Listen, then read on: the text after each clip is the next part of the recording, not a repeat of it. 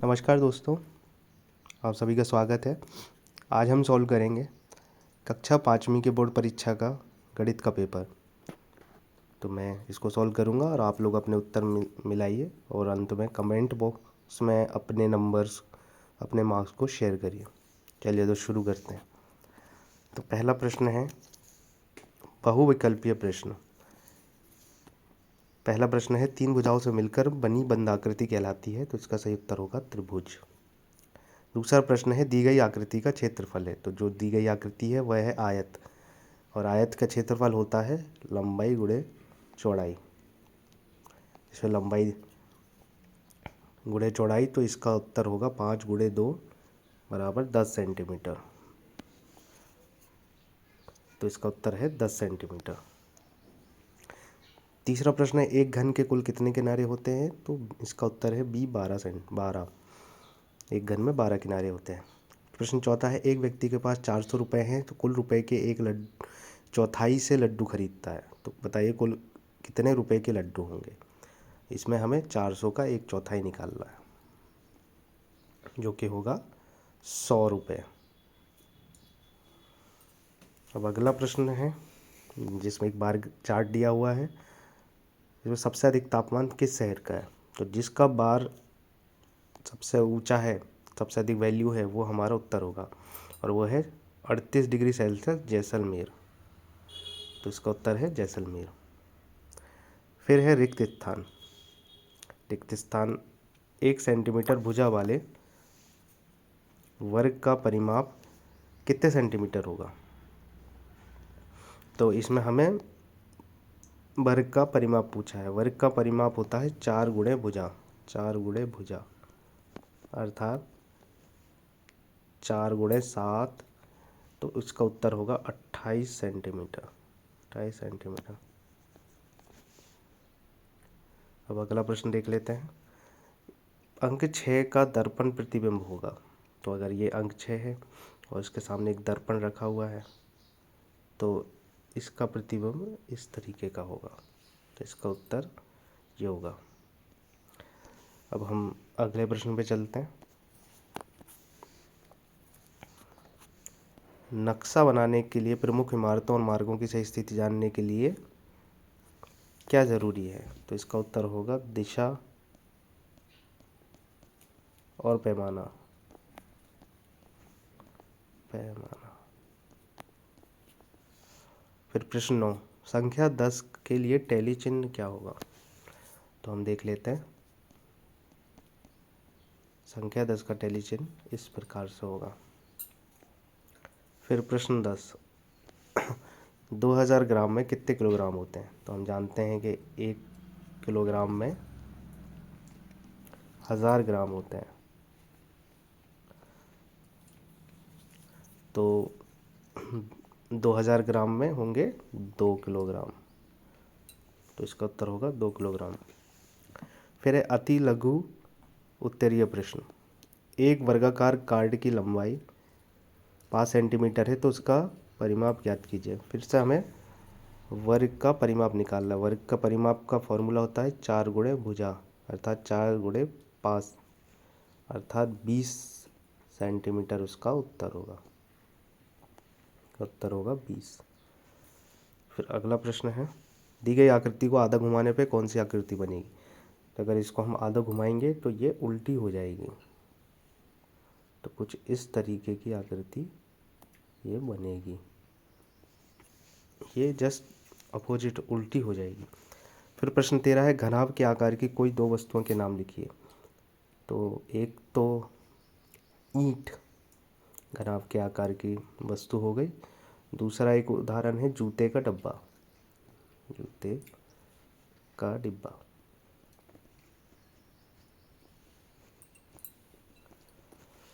फिर अगला प्रश्न है 1 मीटर 75 सेंटीमीटर को सेंटीमीटर में बदलिए, तो इसमें जैसा कि हम जानते हैं कि 1 मीटर बराबर 100 सेंटीमीटर होता है, तो हम पहले 1 मीटर को 100 सेंटीमीटर बदल लेते हैं और उसमें 75 सेंटीमीटर को जोड़ देते हैं, तो उत्तर आएगा 175 सेंटीमीटर। तो इसका उत्तर होगा 175 सेंटीमीटर। फिर है प्रश्न 15, एक आयत की लंबाई 15 सेंटीमीटर और चौड़ाई 12 सेंटीमीटर हो तो आयत का क्षेत्रफल ज्ञात करिए। तो आयत के क्षेत्रफल का फॉर्मूला होता है लंबाई गुणे चौड़ाई। तो इसमें हमें करना है 15 गुणे 12, जो कि आएगा 180 वर्ग सेंटीमीटर। वर्ग सेंटीमीटर इसकी इकाई है जिसको लिखना आवश्यक है। अब अगला प्रश्न, एक कांच का कंचा 12 ग्राम वजन का है, ऐसे ही समान वजन वाले 10 कंचे हो तो उनका वजन कितना होगा। तो एक कंचे का वजन है 12 ग्राम, हमें 10 कंचों का निकालना है, तो 12 गुणे 10 करेंगे 120 ग्राम।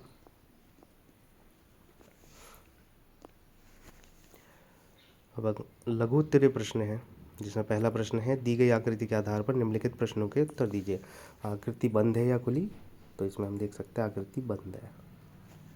आकृति की कितनी भुजाएं हैं, तो भुजाएं हम देख लेते हैं, 1 2 3 4 5 6। तो इसकी कितनी भुजाएं हैं, 6। अब हमें अगले प्रश्न में आकृति में कितने कोण हैं गिनने हैं, तो कोण 1 2 3 4 5 6। तो कोण भी कितने हैं, 6। अब अगला प्रश्न है पैटर्न का। तो इसमें एक पैटर्न दिया है 101 121 141। तो हम देख रहे हैं कि इसमें 20 20 हर बार ऐड हो रहा है, 20 की संख्या पिछली संख्या में जुड़ रही है। तो अगर हम 141 में 20 जोड़ें तो आएगा 161।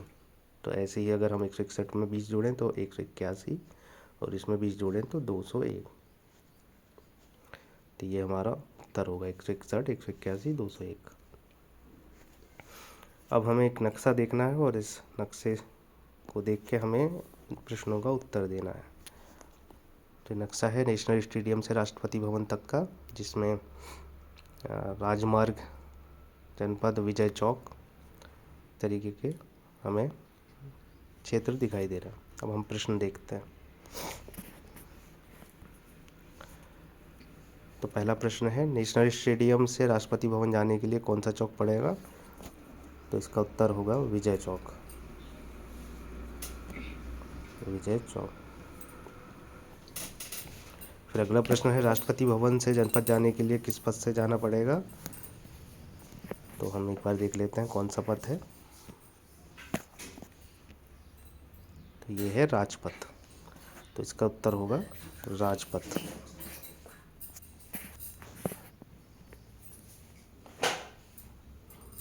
राजपथ।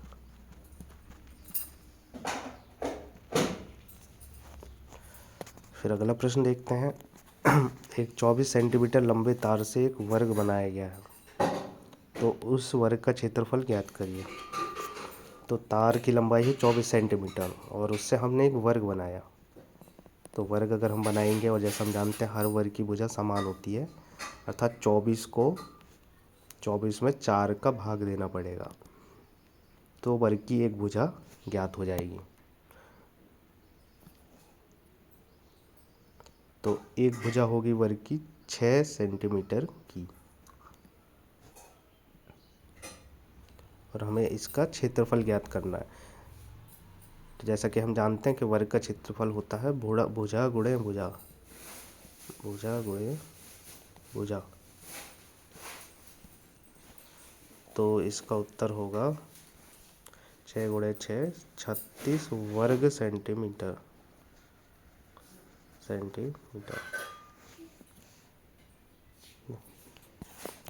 अब अगला हम प्रश्न देख लेते हैं, जो कि पाई चार्ट दिया हुआ है। उसमें बताना है कि कुल बच्चों कितना भाग फुटबॉल खेलना और कितना भाग हॉकी खेलना पसंद करते हैं। तो जैसा कि हम जानते हैं कि पाई चार्ट, अगर ये पाई चार्ट है तो ये पूरे का जो मान होता है वो होता है 360 डिग्री। और अगर आप देख रहे हैं कि फुटबॉल खेलना कितने लोगों को पसंद है, तो ये सिर्फ इतने भाग के लोगों को पसंद है, जो कि है 90 डिग्री। ये 90 डिग्री का कोण बन रहा है। तो फुटबॉल खेलने किसको पसंद है वो निकालने के लिए हमें 90/360 करना पड़ेगा, जो कि आएगा 1/4। तो फुटबॉल खेलना पसंद है, फुटबॉल 1/4, 1/4। और अगर हम देखें हॉकी, तो हॉकी में देखें कितने का कोड बन रहा है। ये 90, फिर ये 180 और ये यहाँ तक 270। तो हॉकी में हमें करना पड़ेगा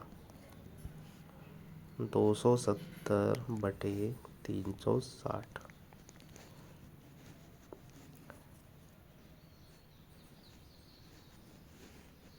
9 से काटेंगे तो 9 3 या 27, 9 4 या 36। तो ये 3/4 आएगा। तो अगर हम देखें फुटबॉल खेलने वाले 1/4 हैं और हॉकी खेलने वाले 3/4। अब अगला जो प्रश्न है उसको हमें करना है ऊर्ध्व त्रियक विधि से हल करना है, 32x12। तो इसको भी हम देख लेते हैं। 32x12। तो ऊर्ध्व त्रियक विधि से कैसे करेंगे, तो पहले हम ऊर्ध्व त्रियक विधि इस तरीके से लिख लेते हैं।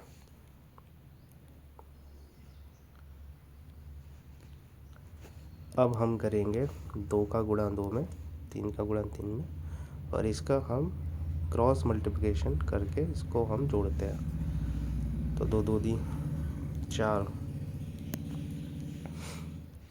3 दूनी 6, 3 दूनी 6 और 2 एकम 2, और ये 3 एकम 3। तो इन दोनों को हम जोड़ देंगे तो इसका उत्तर आएगा 384। तो ऊर्ध्व त्रियक विधि से इस तरीके से हम इसको जोड़ेंगे। चलिए अब अगला प्रश्न देखते हैं। अब है दीर्घ उत्तरीय प्रश्न। रहीम के पास 100 रुपये हैं और उसने 1/4 रुपये सेब पर खर्च किए और 3/4 रुपये खजूर पर खर्च किए। सेब की कीमत 50 किलोग्राम एवं खजूर की कीमत 150 रुपये प्रति ग्राम है। तो उसने कितने रुपए के सेब खरीदे और कितने रुपए के खजूर खरीदे। चलिए इसको हम देखते हैं।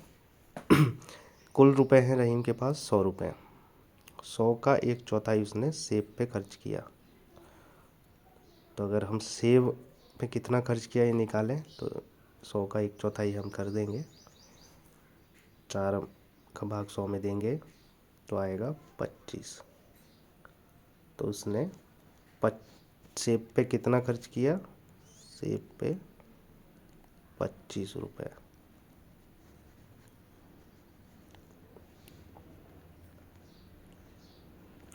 यहाँ पे 25 रुपये। अब हम अगर निकालें कि उसने कितना खर्च किया खजूर पे, तो हम देखते हैं कि खजूर पे कितना किया था। 100 का 3/4 जितने उसके पास रुपए थे उसका 3/4 उसने खर्च किया था। तो हम 100 का 3/4 निकाल लेते हैं। 100 का 3/4 जो कि होगा 75। तो खजूर पे किया उसने 75 रुपये।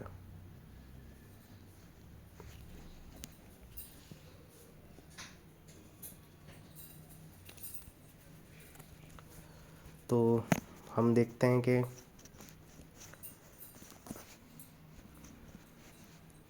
उसने कितने रुपए के सेब खरीदे। तो अगर सेब की कीमत है, आप देख रहे हैं सेब की कीमत है 50 रुपये और ख़र्च कितने किए 25 रुपये। तो कितने रुपए के सेब खरीदे? 25 रुपए के। और कितने रुपए के खरीदे? 75 रुपये। ये इसका उत्तर होगा, 25 और 75। फिर अगला प्रश्न है कि 25 पैसा 1 रुपये का कौन सा हिस्सा है? तो 25 पैसा 1 रुपये का कौन सा हिस्सा है? तो 1 रुपये में, जैसा कि हम जानते हैं कि 1 रुपये में होते हैं 100 पैसा। 100 पैसा। तो हमें पूछा है कि 25 पैसा 1 रुपये का कौन सा हिस्सा है, तो इसमें हमें करना है 25/100, और जो क्या आएगा 1/4। तो कितना हिस्सा है 25 पैसा 1 रुपये का? 1/4। अब दूसरा प्रश्न है, कितने 10 पैसे मिलाकर 1 रुपये मिलेगा? तो जैसे कि हम जानते हैं कि 1 रुपये में 100 पैसा होता है, तो 10 पैसे अगर हम 10 बार इकट्ठे करें तो ये 1 रुपये बन जाएगा। तो इसका उत्तर है 10। अब है 20 पैसा 1 रुपये का कौन सा हिस्सा है? तो जैसा हमने पहले प्रश्न में किया था, 20 पैसा 1 रुपये कौन सा हिस्सा है, तो 20/100। तो ये आएगा 1/5। तो 20 पैसा 1 रुपये का 1/5वां हिस्सा है। अब प्रश्न नंबर 25 है, 28, 42 और 56 का सबसे बड़ा साझा गुणनखंड ज्ञात करिए। तो चलिए इसको हम कर लेते हैं।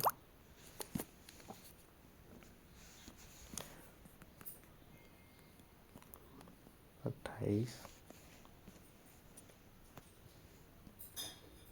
42, 56, 42 और 56।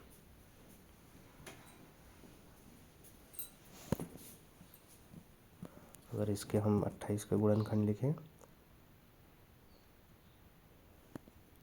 तो होंगे, पहले हम 28 के गुणनखंड निकाल लेते हैं।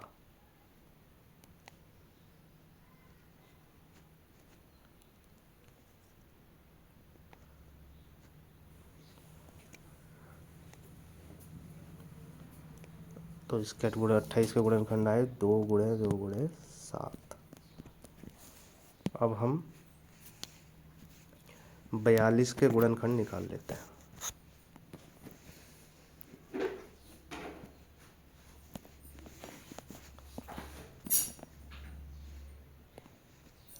अब हम निकालते हैं 42 के गुणनखंड।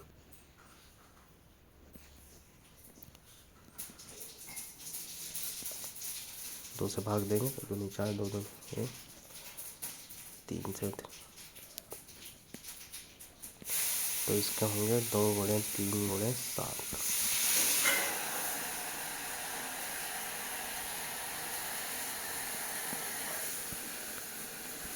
अब हम 56 के भी गुणनखंड निकाल लेते हैं।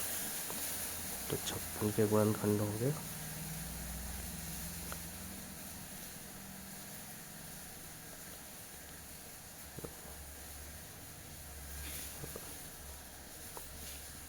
7 एकम 7। तो इसके गुणनखंड होंगे 2 × 2 × 2 × 7। और हमें निकालना है साझा, सबसे बड़ा साझा गुणनखंड। तो देखिए सब में 7 ही साझा गुणनखंड है, तो इसका उत्तर क्या होगा? 7। साझा गुणनखंड होगा 7। सबसे बड़ा साझा गुणनखंड 7 होगा।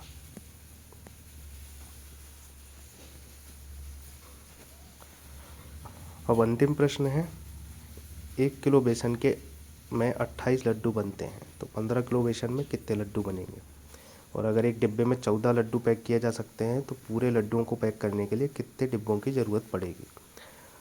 तो हम देखते हैं कि इस प्रश्न में 2 भाग हैं। पहले तो कि 1 किलो बेसन से 28 लड्डू बनते हैं, तो 15 किलो बेसन में कितने लड्डू बनेंगे? तो पहले हम इसको कर लेते हैं। 1 किलो बेसन से अगर 28 लड्डू बनते हैं, तो 15 किलो बेसन से 15 × 28 लड्डू बनेंगे, जो कि होगा, इसको हम कर लेते हैं।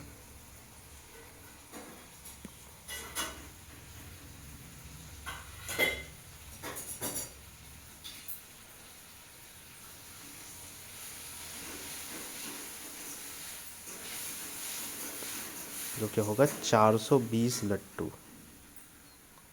तो 15 किलो बेसन से 420 लड्डू बनेंगे।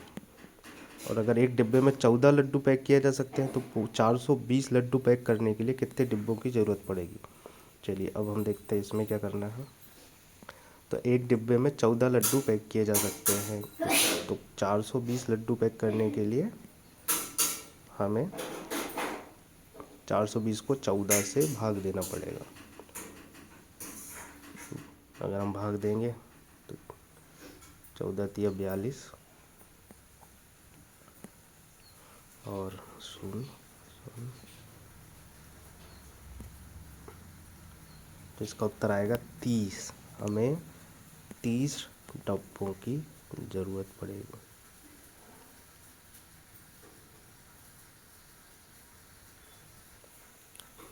तो दोस्तों, ये था आज का पेपर। उम्मीद करता हूँ कि आप सभी ने मेरे साथ साथ अपने उत्तरों को मैच किया होगा। अब कमेंट बॉक्स में कमेंट करके बताइए कि आपके कितने मार्क्स हो रहे हैं। और मेरी शुभकामनाएँ हैं कि अगर आपके अच्छे मार्क्स हो रहे हैं तो लगभग 19-20 का ही फ़र्क आएगा, बाकी आपके मार्क्स भी इतने आएंगे जितने अभी सॉल्व करते हुए आए। तो सभी को धन्यवाद, और वीडियो देखने के लिए सभी को बहुत बहुत धन्यवाद। अगर आपको ये चैनल पसंद आए तो इसको लाइक और सब्सक्राइब और शेयर कीजिए। Thank you.